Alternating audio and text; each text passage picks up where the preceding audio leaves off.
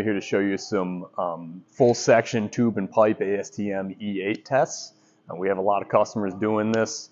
There's a couple different ways that test can occur. So with larger size tube or pipe, you're actually going to cut a dog bone sample out of this, but there are ways in which you can test the full sample if you have the appropriate setup.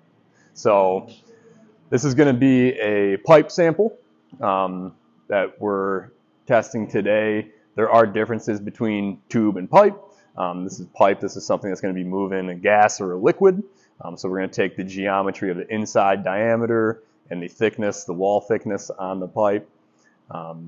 That's already been input into our MTest Genius software here.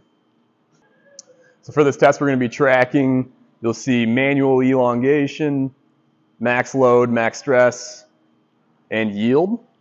And so for our elongation measurement on this sample, we don't have an 8-inch extensometer right now, so we're going to do manual using a gauge punch. You've already stamped this. We're going to measure out the indents and input that into the software.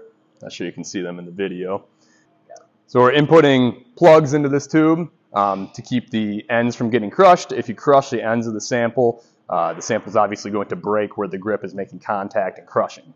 So this will hopefully allow us to get a good break within our gauge length here. Get my sample into our grips. The clamp on the top. That sample is now secured.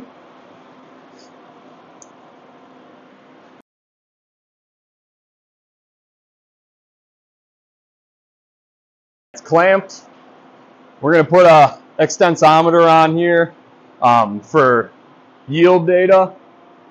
Again, we don't have one that's quite long enough for elongation, but we can do that manually anyways. Pull our pin and zero out axial strain. We are good to run a test.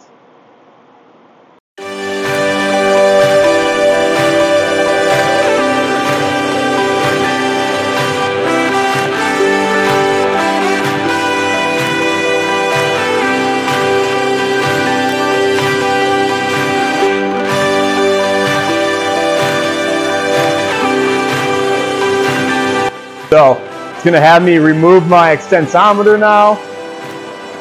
We've reached a yield point.